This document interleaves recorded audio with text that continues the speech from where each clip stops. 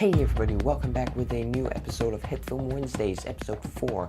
Now today I'm going to show you how to remove logos from your shots like this, this, and this. So let's jump right in after the intro. So as I said, today we're going to remove logos because sometimes you're filming something and then later in post you realize, crap, I filmed the logo, and you want to remove that. Now, just for the record, I do not own any of the logos shown in this video. They're just used for educational purposes on how to remove them. So 3 different examples with 3 different levels on how to remove logos. I think we should jump right in with the easiest one. Now the easiest shot was actually this iPad logo, as it has a solid color behind the logo. Now the first thing we want to do is make this shot into a composite shot. To do this, right click, select make composite shot, and then click OK in the properties tab. Now that we have the shot made into a composite shot, we can work with it. The first thing you want to do is create a point to transfer all of our tracking data to later. So that's what we'll do first. Create a new point layer and rename it so that it's easier for you to remember. I renamed it to tracking data. Now we want to create a new track. So we're doing that with the footage layer that we have, and we select a 2-point track. Now take the little tracker boxes and add them to the window frame. When you're all done tracking, we can add all of the data to the point we created earlier. To do that, go to the tracker window and then select transform under the properties. Select all of the boxes, so that will be X movement, Y movement, scale and rotation, and then click apply. Now we have a point which moves exactly with the logo. The next thing we want to do is create a plane with the same layer as the background, which is a sort of white yellowish color.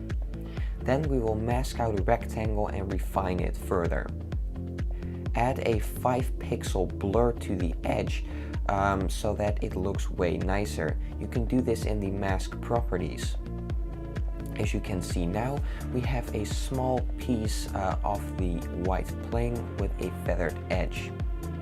As you can see here, it is not tracked to the logo yet, as it stays in the same place as we scrub through the footage.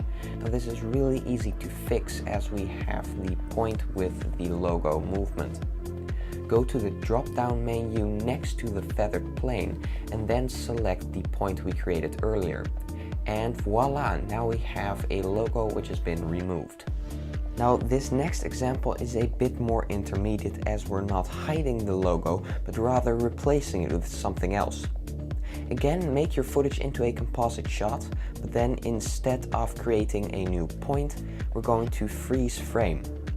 What this does is that it extracts a single frame from your footage and saves it as a PNG file. So we'll do that. Then, in your photo editing program of choice, select the yellow plane and then make it into a 1080 by 1920 file. So now we have just the yellow plate as a single PNG file. Then create 4 points representing the 4 corners of the sign. So we have a top left, top right, bottom left, and bottom right point. Then we have to create a track for the top left point. Track forward and add it to your correct point. So add the tracking data to the top left point. Now we have a point layer which moves with the top left corner. Repeat all of these steps with the other 3 corners. So now we have 4 points which moves with all of the 4 corners.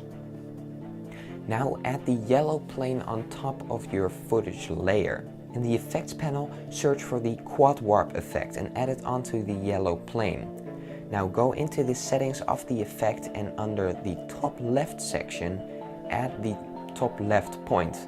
On the top right, add top right, and then do the same with the bottom left and bottom right points. And voila! The yellow plane is actually warped to all of the correct points following the sign as it moves. And this is the end result.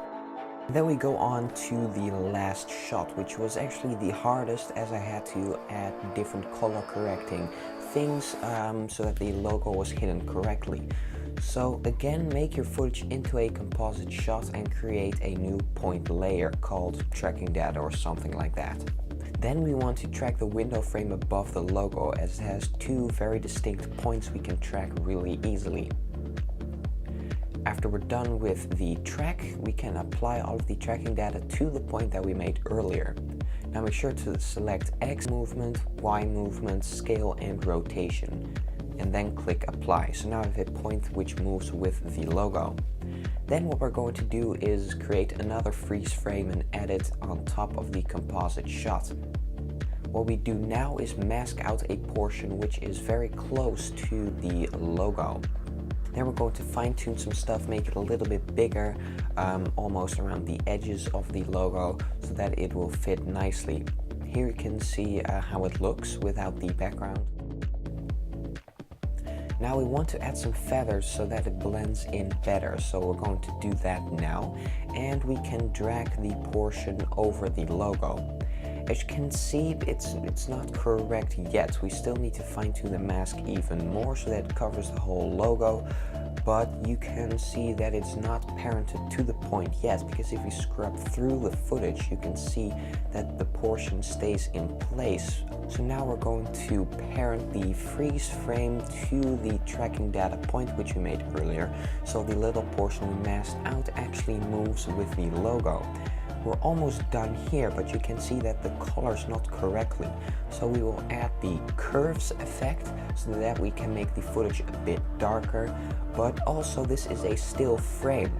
In the original footage you can see there is some film grain due to the ISO settings, so we want to add that in here as well.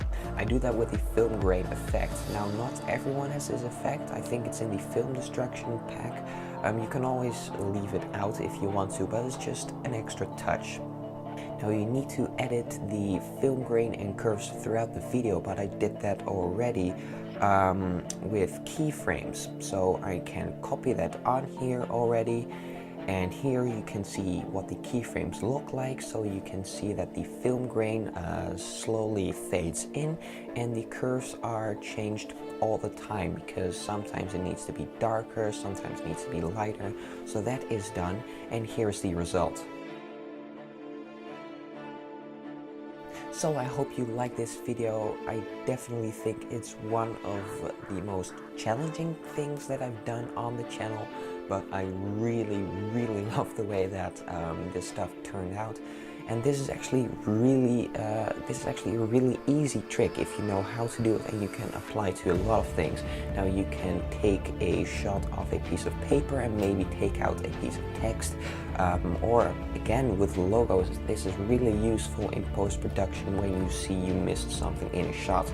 So thank you guys so much for watching, and I'll see you next time in a new video. Bye! Hey, I hope you liked that video. Now click the top box to see my newest video and click the box below it to see a highlighted one. Click my profile picture to subscribe if you haven't already, and I hope you will have a great day.